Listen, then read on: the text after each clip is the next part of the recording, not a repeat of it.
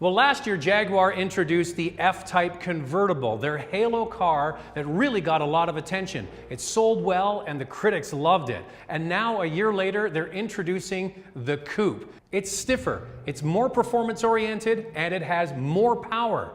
To have the launch, we're here in California, Willow Springs, to take it out on the track. Well, you know, in Canada, the Coupe segment is about 2/3 of the segment. So, you know, we launched with the convertible last year, so now, you know, we're actually going after a larger segment. And typically, you know, you see a little younger, more performance-oriented driver. So, you know, you see that with our Coupe, where, you know, we have the R Coupe. You know, we have a little more real sportier, you know, harder, well, not harder riding, but harder performance features like the carbon ceramic brake. So features that are available for that customer that's going to be on the road, but they may well take it to the track on a weekend or for a track day. Okay, we're here at Willow Springs. Now this is my co-pilot, my professional instructor, Davey Jones. Show us the Rolex, two-time winner at Daytona. So, here it's going to be kind of backwards or upside down, but yeah, no, I think the Rolex Daytona is probably one of the best trophies that you can receive, because it's something that you just don't stick in a cabinet in the house. You wear it. You wear every day. Yeah. Well, you've got a two-time Daytona winner here as our instructor, and we're in the F-Type Coupe. So let's run through the different models. You've got the base model, which is the supercharged 6-cylinder, 340 horsepower. And then the S has the same power plant, but everything's jacked up a little, gives you 380 horsepower. Because this car is 80% more rigid than the convertible, you've got all of this wonderful reinforcement that went into the roof and to the back of the car, with reinforcements throughout the back of the car. They got that 80% rigidity improvement. They were able to plumb in the 5-liter supercharged V8 with 550 horsepower. Now that is a lot of power in a small car like this. We're talking supercar territory. So now we're heading out onto the track and we're going to see what it can do. Fingers crossed. You know, we go with the 3 different model F-types. So you start out with basically the F-type with 340 horsepower that you had spoke about with the open differential. And then when you move up into the F-type S, now you're going from the fixed dampeners to the adaptive dynamic dampeners into a limited slip diff. And then you go from the F-type S at 380 horsepower, you move up into the F-type R Coupe, which has 550 horsepower, 502 foot-pounds of torque with an electronic diff. Right, get a nice straight line, off the brake, smooth, turn in, feet, little throttle, pick up the throttle. Throttle there. Now feet, little throttle. How am I doing? Awesome, Zach. Brake down here, off the brake, turn in, let the car stop, feet, little throttle. It's a nice spin, it's a little more throttle, a little more throttle, a little more throttle.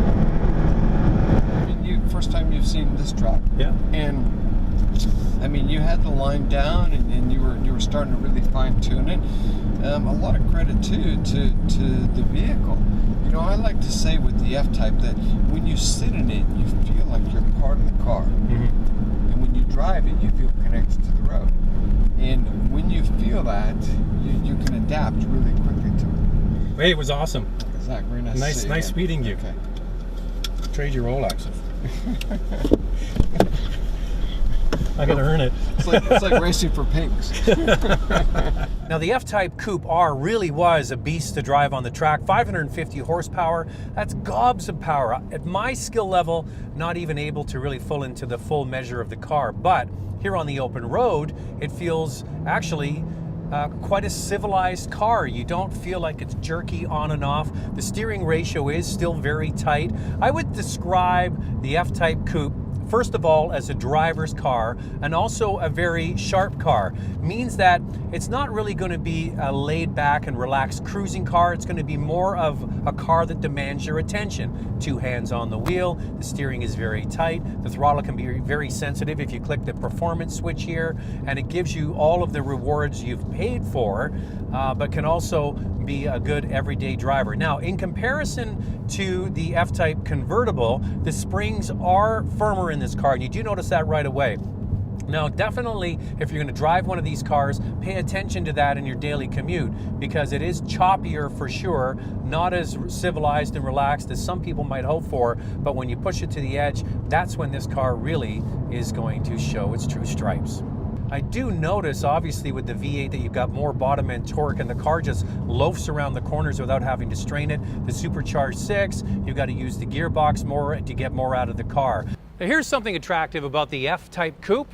It's actually a relative bargain in the performance sports car coupe arena. It starts at about $73,000 for the base model. If you want the S, it's $85,000, and this top of range R model around $110,000. You go out shopping looking at, say, a Carrera S or a 911 Turbo with the similar power to this car, they're much more expensive cars. The one car that is a value player in this category is the Corvette Stingray. Now, I haven't had a chance to drive that one back to back with this, but I got to tell you, after having a chance to drive this all day from LA to Willow Springs on the track and back with both versions, the S and the R, I have to tell you, this car has won me over. Never steps a foot wrong, and I actually love the way it works. If it was me, I'd get a coupe over a convertible.